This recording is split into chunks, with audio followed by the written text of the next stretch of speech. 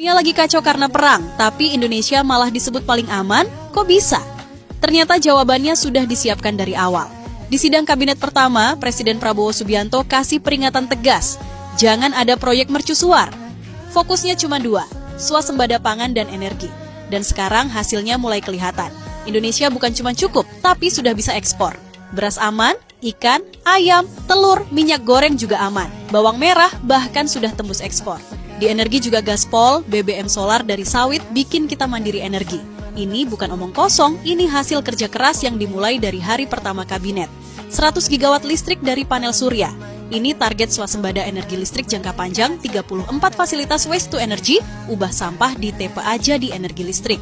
120 juta motor listrik konversi dan baru, ini buat masyarakat hemat biaya hidup sekaligus kurangi ketergantungan BBM.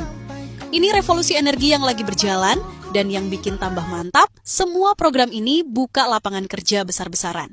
2.000 desa nelayan merah putih, pendapatan nelayan naik 70%.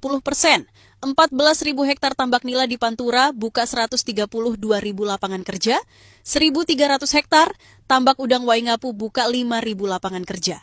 1.500 kapal ikan modern dibangun di 30 galangan dalam negeri. 2 juta hektar kawasan sentra produksi pangan, buat pangan aman, petani sejahtera, plus budidaya ikan darat, lele bioflok, mini padi, tambak garam terintegrasi. Semua dikerjakan. Semua ini bukan keberuntungan, ini perencanaan matang dan eksekusi konsisten dari hari pertama Kabinet Merah Putih.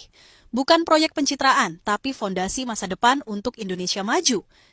Selat Hormuz ditutup, 2 kapal minyak milik Pertamina masih terjebak. Jadi PT Pertamina menyebut ada 4 kapal minyak milik perusahaan yang saat ini berada di kawasan Timur Tengah. Nah, 2 diantaranya ini masih tertahan di Selat Hormuz yang lagi ditutup sama Iran. Tapi meski begitu, Pertamina ini memastikan seluruh awak kapal dan aset dalam kondisi aman. Di Selat Hormuz memang benar ada 2 kapal Pertamina yang masih berada di sana.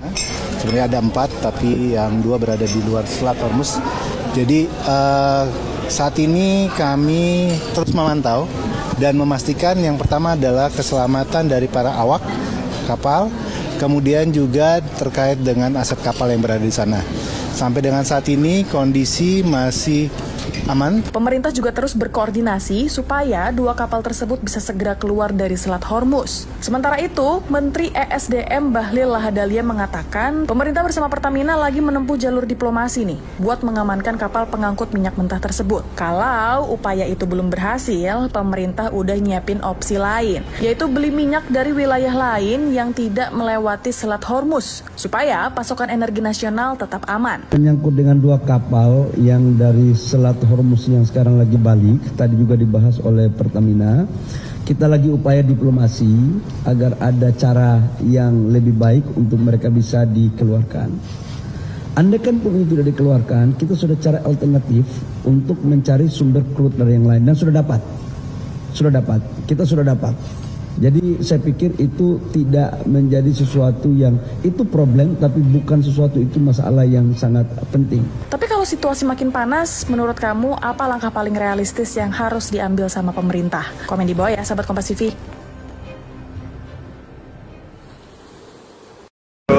Antrian sepanjang jalan nih 2-3 kilo nih guys.